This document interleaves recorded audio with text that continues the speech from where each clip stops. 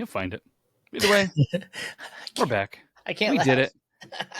Got him laughing to start the pod, and probably not a good thing because the old boy got the old snip, stip, in there. It's a little sore, turns out. Yeah, it turns out there's a lot of things you can't do. You can't cough, you can't raise your voice, and you can't laugh. It's hard to poop. No, right? dude, I just had my that's first log of 2025. Ooh, Yeah. shout out to the first log. Usually it's a little pillowy, but today, full log. Interesting. Good for you. Things are on the up and up. But if you're new around these parts and you didn't turn it off because we were talking about poop and vasectomies, the voice you're hearing, it's me, it's Matt, it's Beardlaws, and joining me, the man with the swollen testicles, the Yo-Yo King, Burley. Yo. So we decided we're going to try something a little bit different. It's going to be either a complete disaster or it's going to be really fun. And the idea kind of came because of the Rage and Pillage podcast. Make sure you guys check that out as well. And they started just kind of using some AI technology to ask some questions and some things like that. And then I was like, you know what? On the Body Wrong podcast, we couldn't all get together. So the host was AI. And now we're like, why don't we always have an expert in the field? Like, we're doing some conspiracy stuff. I know Burley says that's a little bit of a dirty word, but we're doing some stuff like that. Why not always have an expert at our disposal? We have AI. Seems like a good idea. Seems like a great idea. And I just thought about this. You could have them refer to us as Mulder and Scully. Just saying. Oh. Just saying. There is going to be a little bit of some hiccups because we did try before we pressed record to get it to work where AI can hear Burley and myself. Turns out there's not a way that we know how to do at this time, and neither did AI. But we're going to figure something out. So if anybody out there is a super nerd, knows how to, get... we record in Riverside. Maybe be able to get Riverside to talk to a web browser. Please let us know. There has to be a way. Did we Google it? No. But we figured, hey, we had the expert, and it didn't know how to do it either. Did we spend more than 3 minutes? Nah. No. But, ow. Oh, there's that laugh again. There's that pain. So what we're going to do is I'm going to talk to my phone, and we're going to kind of go through there so you can hear what the response is, and I'm going to have to feed the responses from Burley into it. So hopefully it's good. This might be the most serious podcast ever. The most serious. No laughter. No yelling. No jokes. No joke. no jokes. No jokes. So I guess what do we want to ask? First, let's do an introduction here.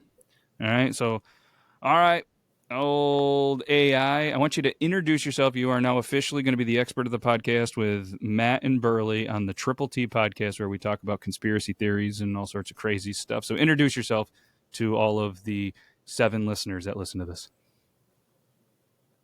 Hey there, listeners of the Triple T podcast.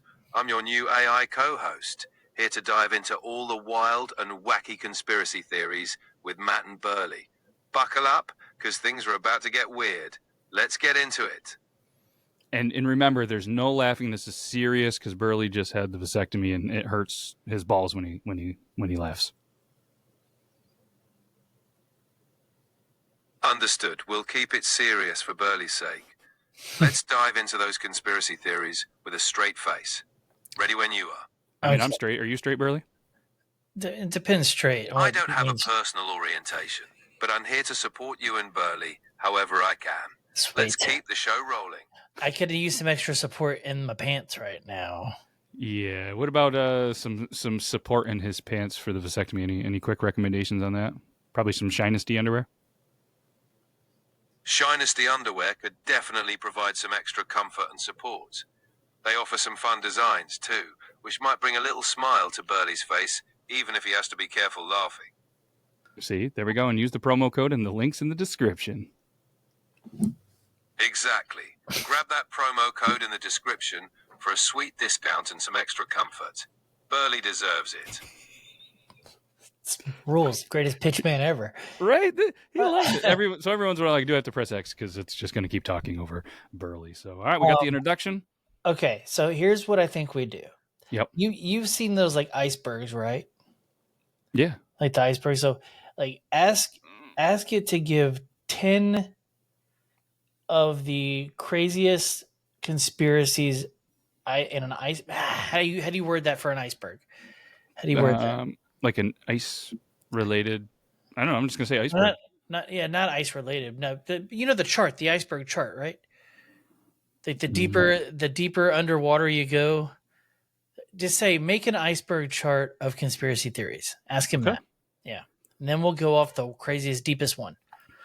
All right, so we're thinking that we want to come up with a conspiracy theory based off like multiple different ones, and you can pick or whatever off the iceberg chart. Great idea. How about a conspiracy theory combining elements from the lower tiers of the iceberg chart? Yes. We could mix secret societies, government cover-ups, and ancient aliens.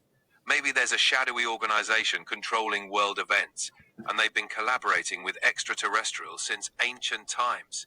This alliance could be behind major historical events and technological leaps. What do you think? Tell it to go deeper on the iceberg. Go deeper on the iceberg. All right, let's go deeper. What if there's a hidden civilization living inside the Earth, influencing events from the shadows?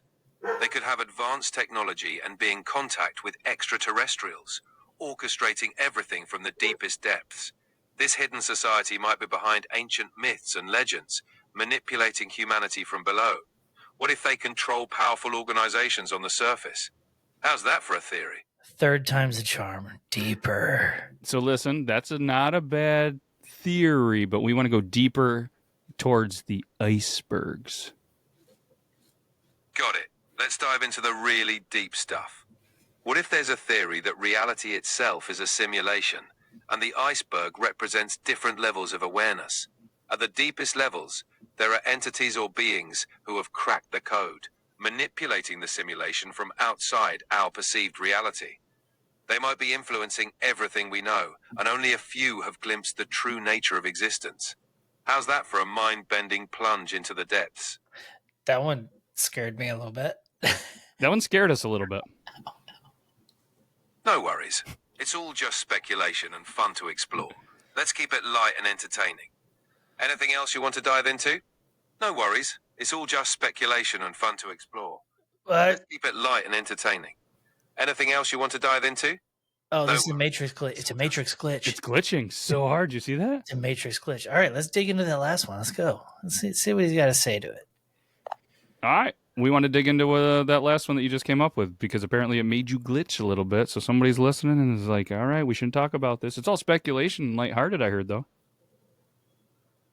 Absolutely. It's all in good fun.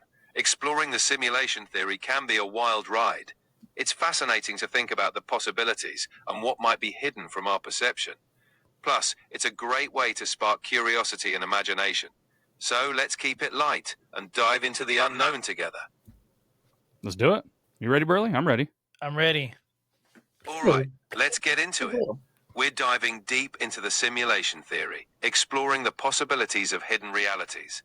Buckle up, because this is going to be one wild ride. I'm buckled up. Can you call us Mulder and Scully throughout this episode? Sure thing, Mulder and Scully. Let's dive into the depths of the simulation theory and uncover some hidden truths. Ready to explore the unknown? Aye, aye, Captain. All right, Mulder and Scully. Let's embark on this adventure and see what we uncover. Onward into the unknown. Into the unknown. Into the unknown. Do you know that song? Sure do. It's a fun reference to exploring the mysterious and unexplained. Perfect for this deep dive. Not a fan of Frozen, huh? Nice one. Let's keep the spirit of adventure going and see what other mysteries we can uncover. No, we're gonna go with the simulation one. All right, kick it off. Where do you want to start? Blinders, let's go. Let's start with the idea that we're living in a simulation created by advanced beings. Imagine that every detail of our lives is part of a complex program. What if glitches in reality, like deja vu, are clues to the simulation's existence? Let's unpack that idea. It 100% did that on purpose. The glitch? Yes. It had to have, right? Oh man, whoever programmed that's friggin' genius. Brilliant. All right, so yeah, the simulation is kind of that is a viable thing for me because I mean think about it, especially religious people. The question should always be, why were we created, and is it if so, is it just as a play for some higher being to just watch? Yeah, I mean, even like the middle kid today. I mean, not simulation wise, but it was like, hey, when was the first horse you think made? Because we're driving by Amish people. I'm like, I don't know, I wasn't there. You think their feet get cold when they're just standing in the snow all day? I'm like, I don't know. You want to pull over and ask Mr. Ed? Who's Mr. Ed? Is that talking horse I don't thing? know. And I'm like, yeah. How do you know that? And she goes, what do you mean? I was like, have you ever seen? You've never seen Mr. Ed? I don't think I've ever seen Mr. Ed, but I know some references. She's like, I don't really know. And I'm like, son of a, you know what I mean? Well, she's already lived a past life. Maybe that might have watched Mr. Ed and it was in there. And I'm like, God damn. Yeah, I mean, there's speaking of goddamn dog. And I mean, either way, like I know we've talked about this, and we even, which is kind of crazy that we've even hinted at potentially having an episode on the simulation. So I know AI is always listening, but I've always made the joke like, man, you know what? Like whoever's playing my life, in the weird game of Sims or whatever it could be, like they're not the shittiest player. They could be doing a lot better, but they could be doing a lot worse. If we are in a simulation, there's no real free will then, right? Right. Like, is the ending? I mean, I know I'm just kind of tapping into the Matrix here because I was a big Matrix fan, but that one really made me think about it. Right? It's just like there's no free will. What's the point? I had this conversation with a very atheist friend of mine the other day. I was just like, "Do you believe there's something after life?" No. Then what's the point of living it? Yeah. So they don't think there's point? life. They just think you go through this one life, that's it, and then you take a nap, everything's black. Whoa. Yeah. Mm-hmm. I mean, yeah, that sucks though. That sucks to think about. Yeah. See, I've always been on the other thing that there is life after death. There is this next one, whether you get put back into a different life, and then maybe like the AI said, there's parts of deja vu that you're just like, what? Why is this so familiar? Was it a past life? Was it something? I mean, it just can't be over. And I've read a lot of stuff of some different stuff, and when people have near death experiences and see things or see this, it's like, no, there's more after this. Ask, what was his name? I don't know. Hey, Mulder and Scully here. We forgot your name. What do we call you when we have a question for you and we want to continue on this? You can call me AI. I'm here to help unravel these mysteries with you, Mulder and Scully. Let's keep going. Can we get a better name? AI is so boring. How about Deep Thought? It's a bit more intriguing. Oh. Ready to continue? How about Kill Yourself? I mean, you can do better than that. DT, I guess. I don't love that either. All right. How about Mystic Mind? That has a nice ring to it. Mystic Mind's kind of fun. Okay, we'll go with Mystic Mind. Hey, Mystic Mind. What happens when you die? Great choice. So we got a question for you. Yeah, we got a question for you. This one's coming in from Burley, being translated to me. We were talking about the simulation and everything like that. So what happens to us after we die? Us. We don't need to know what happens when AI dies yet. That's another episode. That's a big question.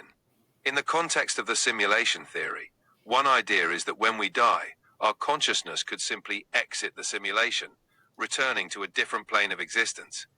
Another possibility is that we might be rebooted, or our consciousness is transferred to another simulation. It's all speculation, but it's interesting to ponder. Ask him if he thinks that our bodies could be just prisons for gods. Ooh.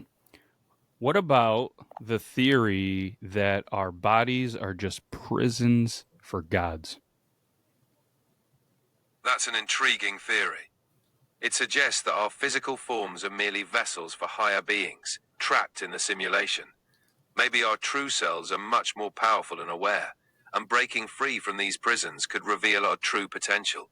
What do you think, Mulder and Scully? I think that one's a fun one to think about. Like, imagine that's fun to think about. Yeah, I mean, imagine me and you were both gods at one time, and we're actually in prison right now. We got in trouble.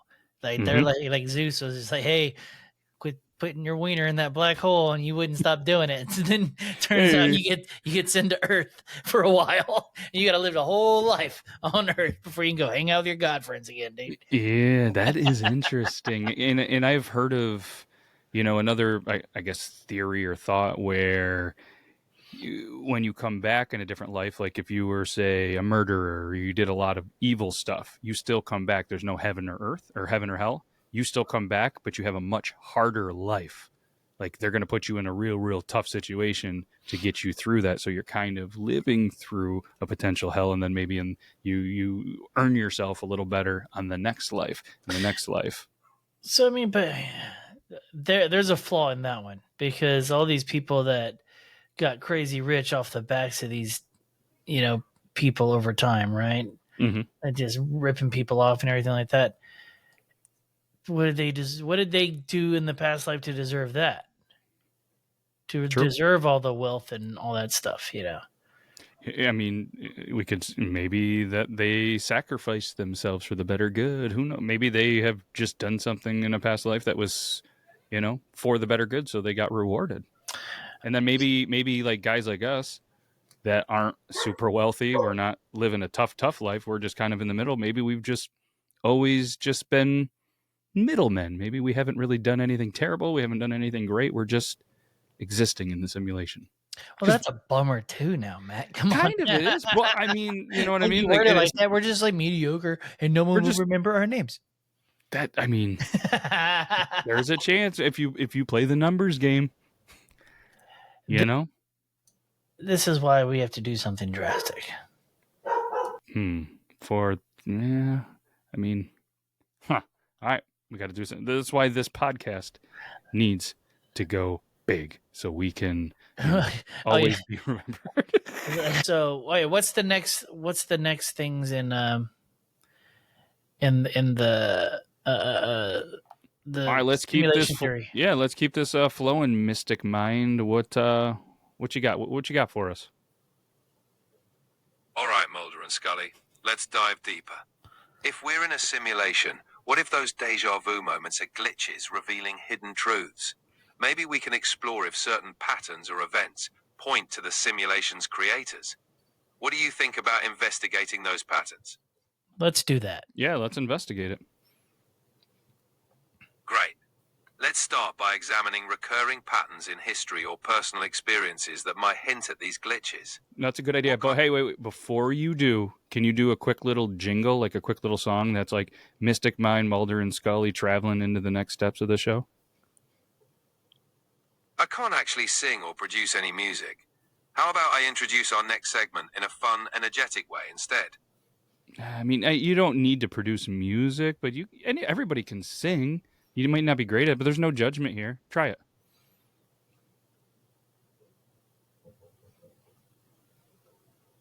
I appreciate that.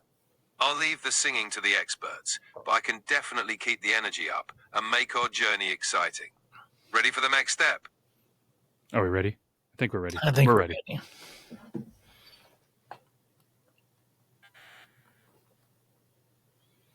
Did you hear that glitch? We're ready.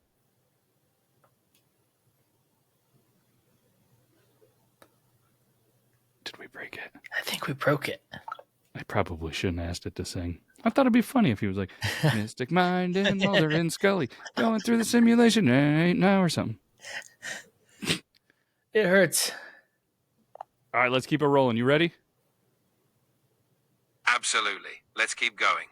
What's the next step in uncovering these hidden truths? That's kind of where you're the expert here. We glitched you out. Sorry about that. No worries. Let's explore the idea that deja vu might be a glitch in the simulation. We could look for patterns in these experiences to see if they reveal anything about the simulation's design. What patterns do you think we should start with? I don't know. That's a tough question. dealer's choice. Dealer's choice. You pick where we should start. All right. Let's start by looking at recurring experiences people have, like deja vu, synchronicities, and moments of intuition. These could be clues in the simulation. How about we analyze some common themes in these experiences and see where they lead us? Yeah, I'm in. Great. Let's dive into those themes and see if we can spot any patterns that might hint at the underlying structure of our reality. Ready to explore? Yes. Never been more ready. Let's get there.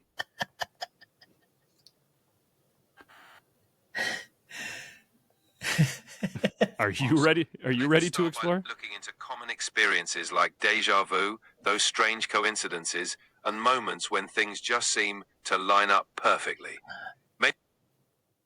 Ask when the last time it had deja vu was. Absolutely. Let's dive into these experiences and uncover what they It's might When's be. the last time you Ready had to explore deja the vu? unknown? When's the last time you had deja vu?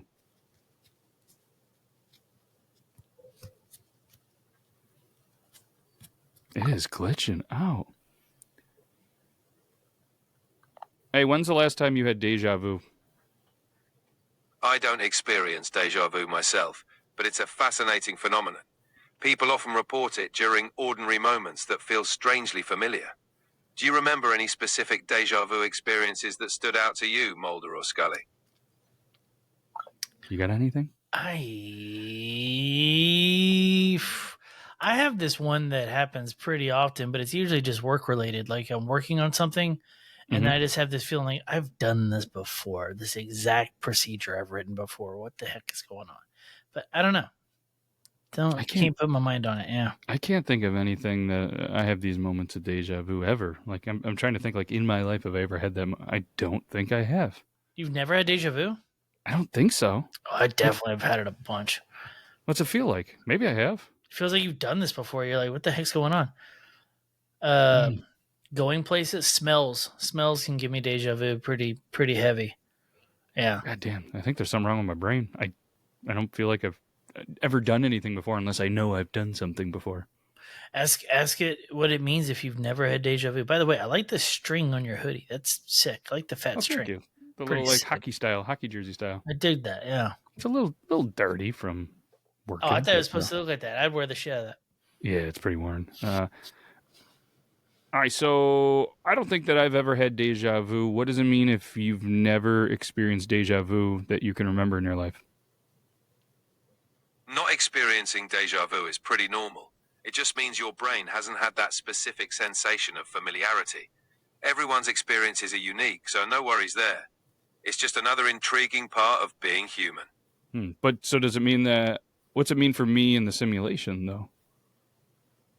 In the context of the simulation theory, not experiencing deja vu might mean you're on a different path or that your simulation is running smoothly without glitches. It could also mean you're just more grounded in the present moment.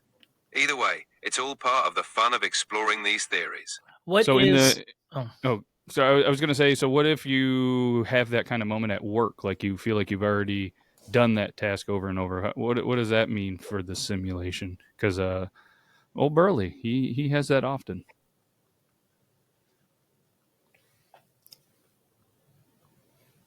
In the simulation theory, having moments like that could suggest a repetitive loop or pattern in the program. It might indicate that certain tasks are coded to feel familiar, or it could just be our brains recognizing patterns. It's a fascinating concept to explore. He doesn't have to finish every sentence like that. Can you, you don't have to finish every sentence like that where it's like, oh, this is a fascinating thing to explore, all right? Just trying to train you, or, for the show a little bit better. Sound good? Got it. So if we focus on deja vu as a potential glitch, we might uncover clues about the simulation's design. Ooh, this is a fascinating thing to explore. Where should we look next? You just did the thing where I was like, ooh, this is a fascinating thing to explore. You just did it again. Oh, my apologies. Let's dive into the next topic. Ask him if little people part of a glitch? So would people that are like little people, are they part of the glitch in the simulation? That's an interesting question, but it's important to approach it with sensitivity. People of all sizes and differences are simply part of the natural diversity of life. No glitches there, just a beautiful variety of humanity. Don't believe that one bit. He took the easy way out. Yeah, you went all. Man, I knew ChatGPT was woke. Ow. There's the giggles that hurt. You had a question before, and I interrupted you. That I don't know if you remember it. I do not remember it. My fault. That's My brain went to little people, and everything else got deleted. So I think at one point it was like, all right, we're going to explore certain patterns and events that point to the simulation's creators. Okay, who are potential simulation creators? Aliens? You think? Let's try to guess before we So talk. who are some potential simulation creators? There are a few intriguing possibilities for simulation creators. Some theories suggest highly advanced extraterrestrials, while others propose future humans who've mastered technology. There's also the idea of post-human civilizations running ancestor simulations. Each possibility adds a fascinating layer to the theory. Let's explore that ancestor part. Which one was it? The future one? Yeah, running ancestry simulations. That's a fun idea. Let's dive pretty deep into the ancestral simulation theory that you just talked about. Sure thing. The idea that our ancestors might have created this simulation to study their past or test scenarios is intriguing. It could mean we're part of a grand experiment. What do you think about that possibility? That was worded weird. Yeah, it was you worded that really weird. It's kind of like you had the answer, then you just twisted it. All right, let's dive really deep into it. Got it. Imagine if our reality is a simulation created by our ancestors to explore their own history or test outcomes. This could mean we're living in a grand experiment. What are your thoughts on this possibility? What are the signs that it could be that? Is there any events that point to that this could definitely be what we're talking about? Some signs could include unexplained phenomena like deja vu, synchronicities, or moments where reality seems to glitch. Historical events that repeat or patterns that emerge could also point to a simulated reality. What do you think of these possibilities? So if this is all a simulation, they've simulated assassinations, terrorist attacks. Does that mean none of that actually happened? So Burley had a good question. He said, "So if if they are really doing this, whether it was assassinations, terrorist attacks, are those all simulations, but they didn't really happen?" That's a thought-provoking question. If we're in a simulation, those events could be part of the programmed narrative, but the impact and experiences would still feel real to us. It's a complex idea to explore. Ask it if it can bring my Nana back. Is there a way in the simulation to bring Burley's Nana back?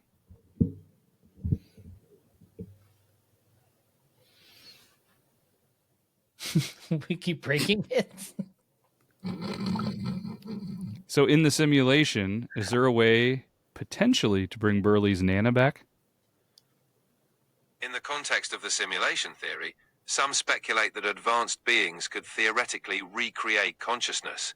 However, it's all speculative, and there's no evidence to support it. It's an intriguing idea, but currently more science fiction than reality. If he was going to do it, how would he do it? There you do it. So, going along with this, and even if this is speculation and a science fiction style thing, how would you go about bringing back consciousness of potentially Burley's Nana? In a science fiction scenario, you might imagine using advanced technology to upload or recreate consciousness. This could involve scanning brain patterns, memories, and neural connections. It's a speculative but intriguing concept, often explored in stories. It definitely sparks the imagination. Is anything like this being done in some kind of labs or testing somewhere in the world? There are researchers exploring brain-computer interfaces and neural mapping, but we're still far from recreating consciousness. It's mostly in the realm of science fiction for now, but who knows what the future holds?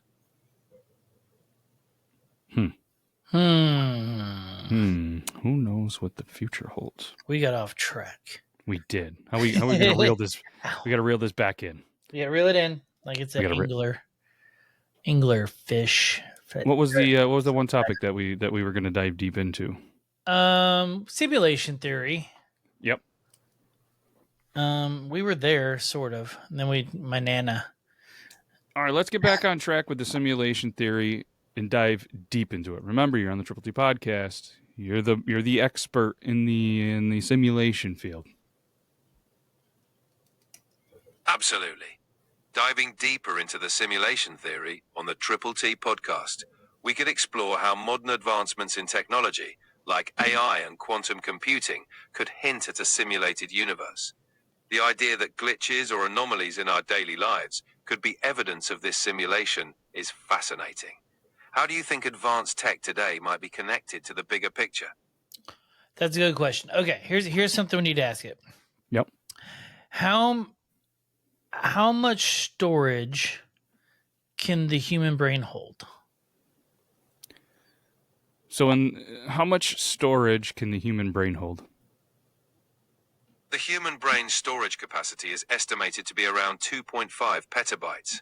That's roughly equivalent to 3 million hours of TV shows. It's a mind-boggling amount of information, perfect for the complexity of our thoughts and memories.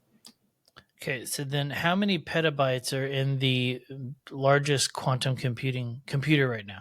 How many, petabytes are in the petabytes are in the largest quantum computer?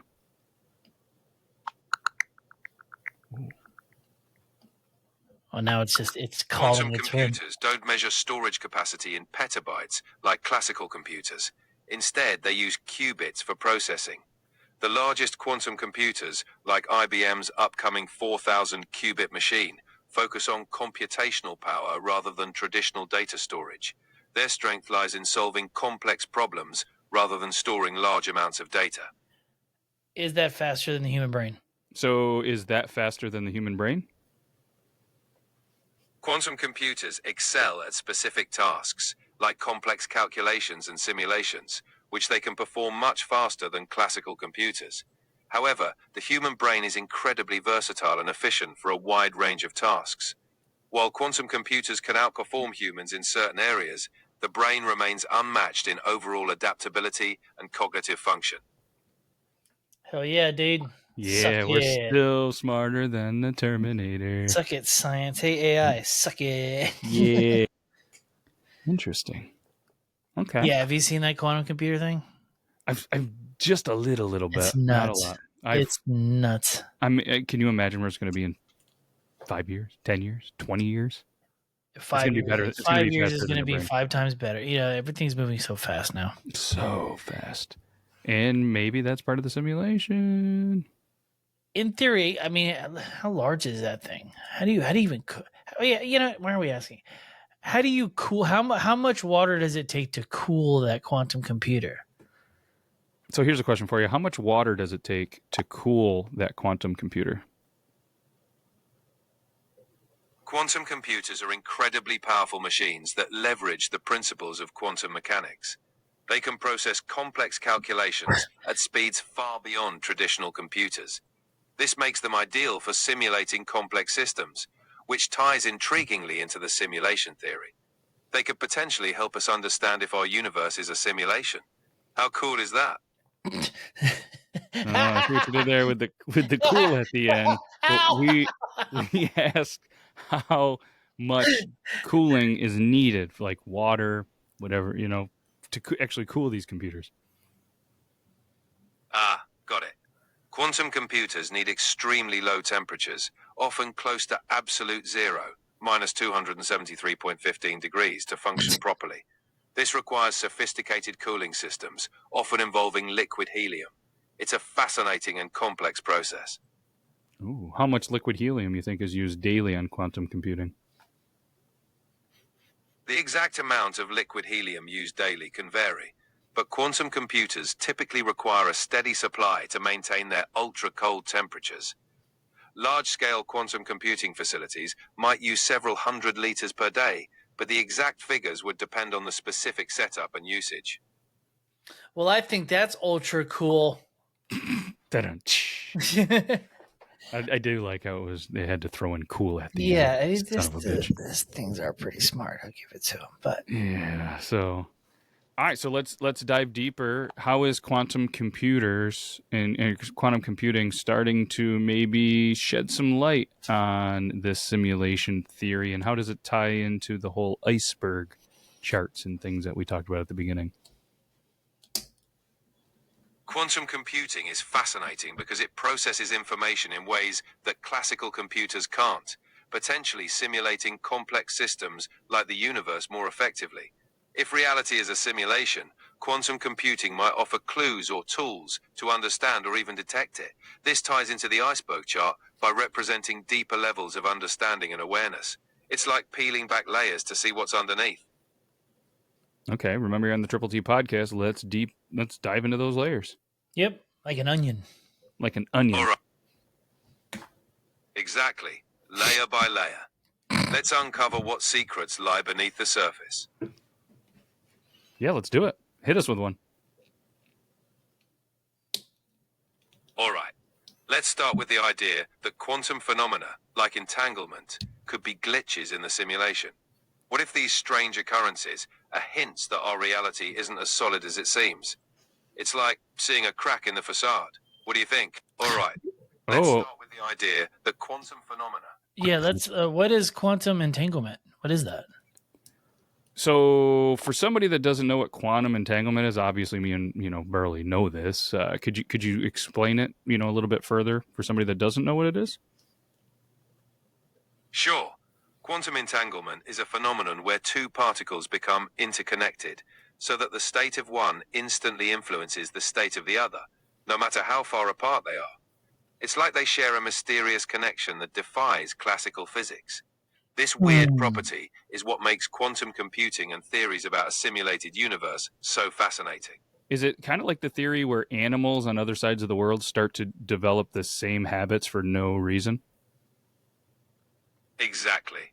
That's similar to the idea of collective consciousness or morphic resonance, where behaviors and traits can appear independently in separate groups. It's a fascinating parallel to quantum entanglement, where distant entities share a mysterious connection. Nature is full of mysteries. Share one of the most intriguing and kind of newer cases of the animal.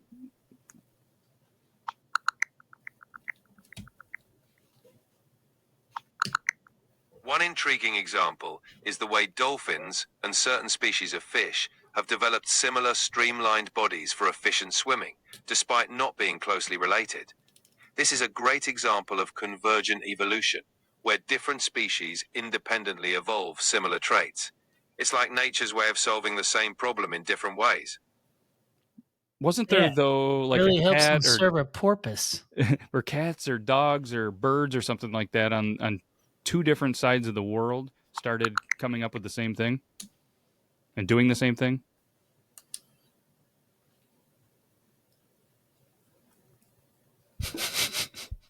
There was something I was listening. I'm pretty sure it was a Rogan podcast, and they were breaking out an example where I don't know the animal, but they started to develop the same habits, the same routines, the same thing, and they were like almost syncing up, and it didn't make any sense because they weren't able to communicate, they weren't able to do anything, but somehow subconsciously, or maybe this quantum entanglement or whatever was doing that, and it was That's leading crazy. to that. Yeah, that is That is that is nuts. one. Yeah, I've never heard of that. I kind of want to hear more about this. Yeah.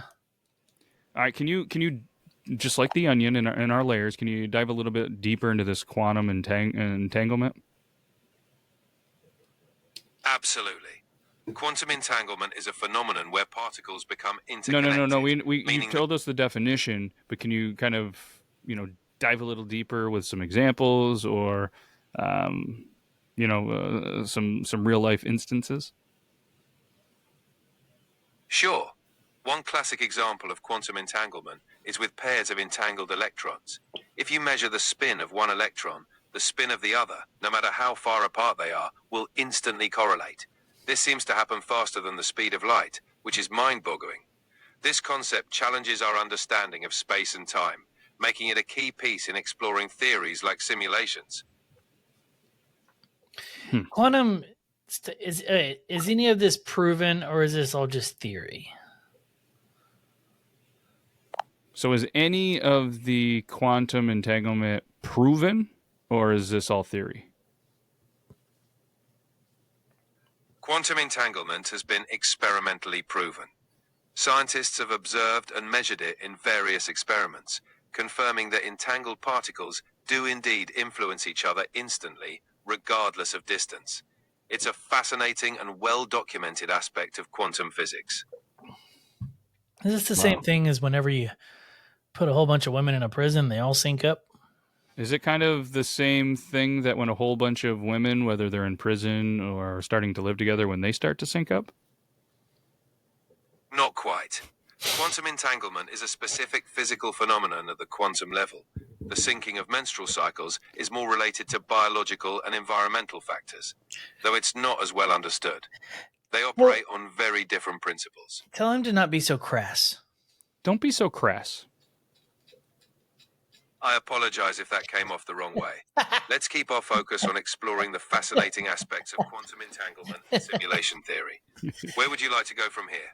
So going back to the simulation theory and deep diving, peeling back layers like in the iceberg, what are, other than quantum entanglement, what are some other wild things that could lead to, us living in a simulation? Another wild idea is the Mandela effect, where groups of people remember events or details differently from recorded history. Some speculate this could indicate shifts in the simulation. Additionally, the concept of synchronicities, meaningful coincidences that seem too precise to be random, can also suggest a programmed reality. What do you think about these possibilities? Kind of like Sinbad as a genie. Like Sinbad as a genie?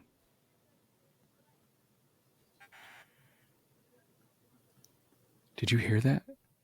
I just got a ringing in my ear. It was like a... It didn't like that joke. We are breaking the shit out of this. All right, so what are the top 3 Mandela effects that really could potentially lead us? Why is it called the Mandela effect? And why is it called the Mandela effect? The Mandela effect refers to collective false memories, named after many people incorrectly remembered Nelson Mandela dying in prison in the 1980s. 3 famous examples are the Berenstain Bears. Many recall it as Berenstein Bears. The Monopoly Man. Some remember him with a monocle, but he never had one. The Looney Tunes name. People often remember it as Looney Tunes. These examples might hint at alternate realities or glitches in the simulation, where details shift or merge in unexpected ways. I know the Flintstones is one. I've heard of the bear one. I didn't know the Looney Tunes one or the Monopoly guy one. The Monopoly guy, yeah. Do you remember him as a monocle? Having a monocle? Like his monocle's the thing over the eye? I want to say yes. He never had one. Yeah, he never. I don't remember that. I remember in Fruit of the Loom having a cornucopia. It does not have one. It never has. Oh. Yeah. I remember seeing that as a kid. What else? The Flintstones one, I did not realize that there was a T in Flintstones. Flintstones. Yeah. Huh. Yeah. Interesting. Let's ask for 3 more. All right. What are 3 other Mandela effects? Absolutely. Some popular Mandela effects include the spelling of the Berenstain Bears, often remembered as Berenstein. Yeah. We went over. We talked about the Jewish bears. We talked about the bears. We talked about what was the other one? We talked about. You already told us the bears, Fruit of the Loom. Looney Tunes. I don't remember the other one. Mandela effect got me. No worries. Another famous one is the Luke, I am your father misquote from Star Wars. People often remember it that way, but the actual line is, no, I am your father. These little memory quirks are fascinating. They are fascinating. Give me 3 more, dude. 3 more. You got it. It really is. These memory quirks can make... 3 more. You got 3 more Mandela effects? You got it. Yeah. The fruit of the loom logo is often remembered with a cornucopia, but there isn't one.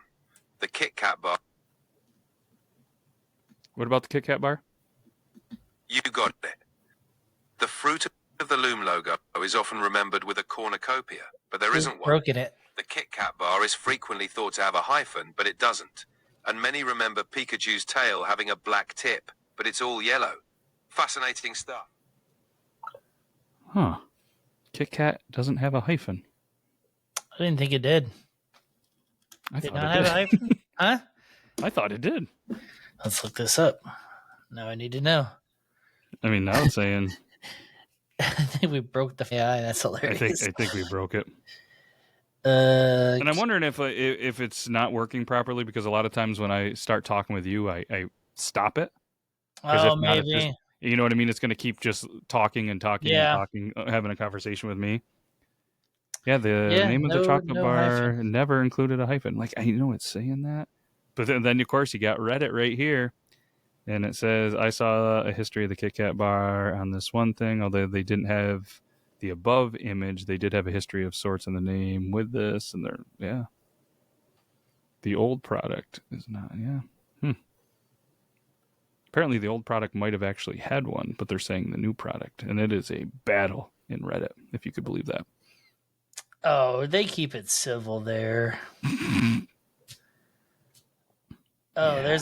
there's a ripoff. It's called Take It. That is definitely a ripoff. Yeah.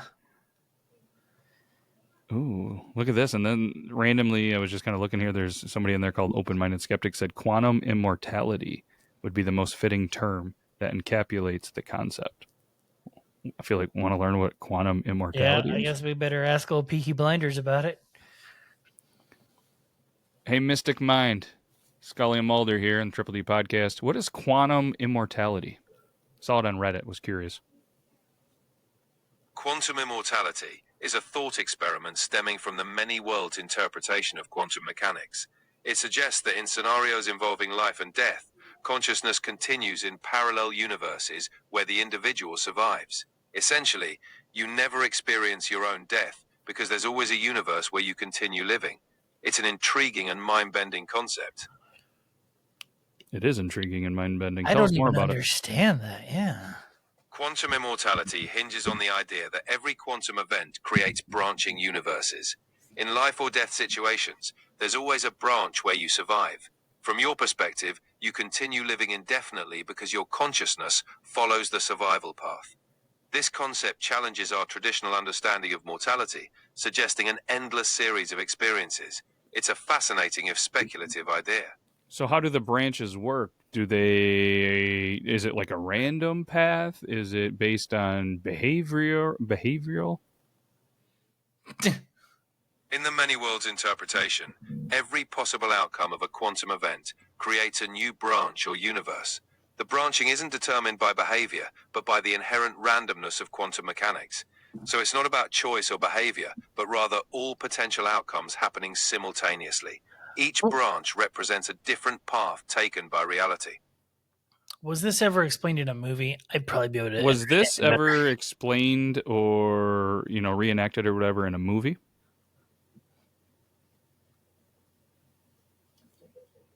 Yes, the concept of branching realities and many worlds has been explored in movies. A notable example is Coherence, 2013, where a group of friends experiences multiple realities during a comet's passing. Another is Sliding Doors, 1998, showing different life paths based on a single event. These films capture the essence of parallel worlds and quantum possibilities. Man, that is a wild Yeah, theory. I'm gonna need a movie with good acting to explain that for me. Yeah, we're gonna need some good acting to explain. Can you explain it It in really a little? is. These ideas can definitely stretch the imagination. It's fun to explore how they might. Sorry, we're tripping over each other. Can you explain quantum immortality as if I was a elementary kid? Sure. Imagine life as a road with countless forks. Each decision you make leads to a different path. In the many worlds theory, every possible choice creates.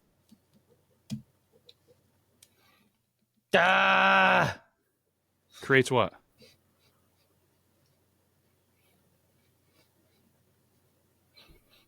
Well, All right. So you were explaining quantum immortality as if I was an elementary student. All right. Imagine you have many different versions of yourself in different worlds. If something bad happens in one world, you might still be okay in another. It's like having extra chances to keep going, even if you lose in one place. So you'd keep living in a different world. Does that make sense? no. No, A little not bit. at all. All right, let me try again. Imagine you have a lot of different lives, like having many different games to play. If you lose in one game, you can start over in another game and keep playing. So even if one version of you stops, another version keeps going. It's like having endless chances. Better? But when do these chances, like when does the game end and switch to a new path? Is it in the current life and simulation that we're living, or do you have to pass on and the consciousness moves on down these other games? In the idea of quantum immortality, the game doesn't really end as we know it. If something happens in one version of your life, another version of you continues in a different path or timeline. It's like switching to a new path without even noticing. This all happens within the current life or simulation, so you wouldn't be aware of any transition. Does that help clarify? So somebody somewhere out there, the two of us are having this same conversation. So currently, right now, somewhere there is the possibility that me and Burley are having the same conversation somewhere else.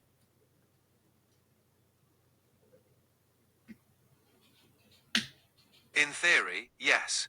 According to the idea of multiple universes or quantum immortality, there could be countless versions of reality where similar conversations are happening. It's a mind-bending concept. What more on this concept could you throw at us that would bend the mind even more? I wonder if we're monkeys in one of these worlds.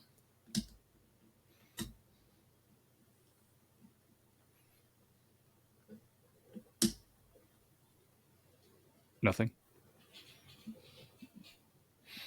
Nothing at all. Hello? I'm just going to say something stupid. Another mind-bending concept is that every decision we make could create a new branch of reality. So there might be infinite versions of you, each living out different outcomes based on every choice. This means there could be countless realities where every Man, that's so. I mean, let's be honest. How many times have you sat there and thought, like, man, whether it was a kid or as an adult, man, if I didn't do this, I could have done this. You know what I mean? Or Oh, yeah. So I'm wondering if it's possible that all of these things that we were thinking and wondering, if they were really lived out, and there's other versions of the path that we could have potentially lived, good or bad. Oh, yeah, 100%. I mean, the butterfly effect shit, right? Yeah. Yeah. Wow. I hope that you know what, I'm just going to rest my laurels on that and say, you know what? Somewhere out there, I'm crushing it. I'm crushing it. I am Elon Musk, just throwing my heart out to everybody. Yeah. You know? And there's the other version of you that didn't stop partying. And the other Oh, version. there's one version of me that definitely died at 16. For sure, you know? Oh, I do know. Not that your version, but I guarantee you my versions are. Wow, Yeah. this really got my brain thinking on a lot of things. It didn't go exactly as planned. No, Did we stay on path? No, but that's kind of how podcasts are. I mean, yeah. in are we going to work the bugs out of this? Yes, but I mean, I did not look at the clock for the first time until right now, and we're 56 minutes into this We crushed episode, and there was a lot of, I don't know. This was fun. I think there's a lot of potential. There's got to be a way for us to both be able to talk to it. Mm-hmm. And you think we're fucking it up now? You just both being able to talk to this thing.